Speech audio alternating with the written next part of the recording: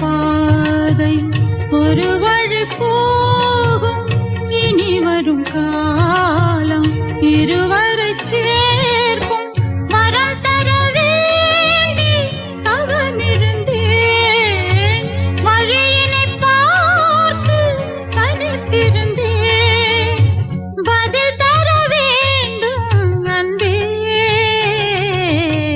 நினைப்பது நான் தான், நீ இல்லையே. மறந்தது நீதான், நான் இல்லையே.